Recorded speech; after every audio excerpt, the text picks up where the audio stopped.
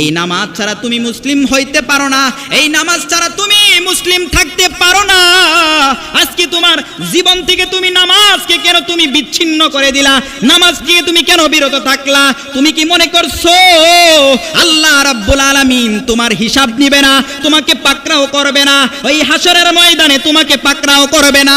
ও বন্ধু, না না না, তুমি যদি এইটা ভাবিয়া থাকো আল্লাহ রাব্বুল আলামিন তোমাকে হাসরের ময়দানে তোমার থেকে হিসাব নেওয়া হবে না, তাহলে তুমি নামাজ পড়ো না।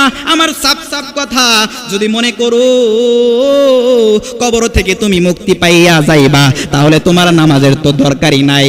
আর যদি মনে করো আমার আল্লাহ রাব্বুল আলামিন আমাকে ওই হাসরের ময়দানে পুঙ্খানুপুঙ্খানুভাবে আমার থেকে হিসাব নেওয়া হবে, আল্লাহ রাব্বুল আলামিন আমার কাছ থেকে হিসাব নেওয়া হবে, এই চিন্তা যদি তোমার অন্তরের মধ্যে থাকে, আমার আল্লাহ রাব্বুল আলামিন তোমাকে পাকড়াও করবে।